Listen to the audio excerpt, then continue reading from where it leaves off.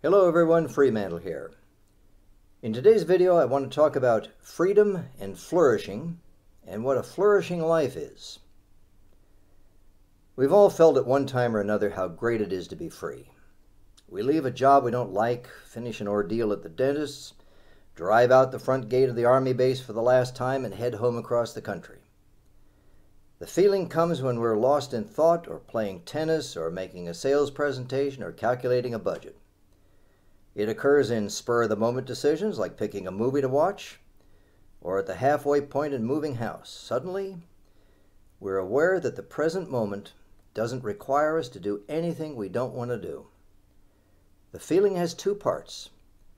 No one's hanging over me, and what happens next depends entirely on my choice. It's not a feeling of relief. It's not feeling relaxed, not quiescence, although it may be devoid of whooping and hollering. It's not mere self-confidence. It's a rush or a flood or a quiet moment, a momentary lift or exaltation or something in between. But for the free man, the value of it goes beyond the passing feelings. They do pass. Feelings subside. They fade in memory and they slip beneath consciousness, like good health. You notice your aches and pains, not usually your continuing good health. What remains after the feeling is a sense of self and world fitting together. In the moment of feeling free, they seem to fit together the way they should. Restrictions are lifted, bars are down, and the world and you fit together the right way. That relation is the big payoff of living freely. Not the successful restaurant you run, the good kids you raise, the fortune you earn, or the name you make for yourself in the art world. None of the happy outcomes. The culmination of being free, and the nature of freedom, is being in this relation with reality, with the world, where you and the world fit together. Everything else positive about freedom, the momentary high, the projects for the long run, the accomplishments, is a bonus. The free man, standing against the welfare state and for freedom, is he who wants to come into this relation with the world and stay in it. He wants it as a mode of living. Very different values direct a liberal society, namely safety, security, and satisfying what the liberal calls basic needs. Contrasting them to freedom, it would be helpful to have a name for this quality of being alive in a free society when self and world fit together. The word flourishing is a good candidate because it means doing well and feeling that you're doing well. When self and world fit together, you're doing well and you're feeling that you're doing well, you're flourishing, but that's all pretty general.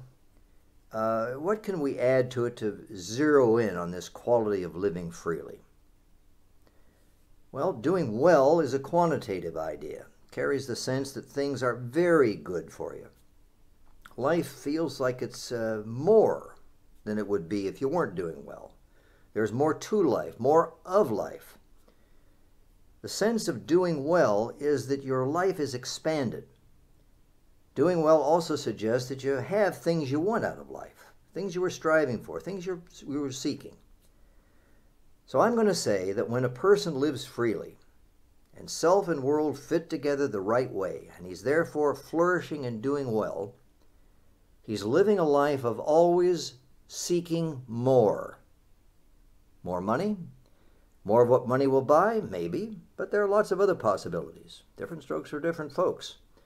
A life of becoming more skillful in a certain way, more discoveries, closer relationships with loved ones, better time in the mile, maybe. Painting better pictures, standing on top of a taller mountain. More life. Now, this sometimes simply happens. The way a man grows whiskers without choosing to grow them. You can do well just because you're lucky. But that's rare. On the other hand, you can choose to live a life in which you're seeking more, and life is growing more, becoming more.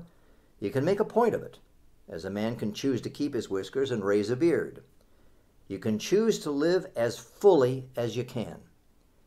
People who best fit a free society do choose to. No other way of living has lasting appeal for them.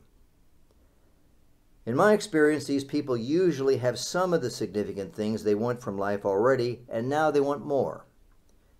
These things they have stimulate them to further thought and action. Stimulation awakens, ignites, excites, renews a person. And responding to it in thought or act, a person's stock of experiences, his knowledge, his skills are augmented, and as a person he becomes something more than he was. Stimulation is something we need, because without enough of it, our well-being declines. Think of enforced idleness like being confined to bed with a bad case of the flu, or being retired with nothing to fill the time. A person is going to become, by stages, bored, restless, testy, yearn for change, become cantankerous, distracted, yearn desperately, turn nasty. We have very strong motivation to seek stimulation, and so to have and do and be more throughout our lives. Liberals can want to live a flourishing, expansive life too, despite their holding up an ideal these days of small, slow, local, evenly rotating life. Actually, they're only criticizing certain means by which people seek to flourish, especially material affluence and individual achievement in which a person takes personal pride. The liberal finds his flourishing in other people, in a person's immersing himself in other people's lives and moving with them like seaweed in a lazy harbor current. I say that where you have a strong enough need for stimulation and to be up and doing, the liberal conception of flourishing is constipated, inimical to a person's well-being, and if it goes on long enough, it'll make the person sick or kill him, literally. It's too derivative. It is flourishing based on who and what the other person is, not on who and what he is. And so it's not fulfilling. A person's interests can change, so flourishing is not simply a matter of success in current endeavors, but also of what in the future a person may want to have, do, and be. A flourishing life is in that way open-ended in its content, but on the whole, you want to have and do and be more. That's how a flourishing life is lived. It's what a free man wants to be free for. The takeaway point from this video: a good life, contrary to the liberals' view, is one in which a person seeks more, always moving upward, constantly trying to make his life better, never satisfied. Thank you for listening.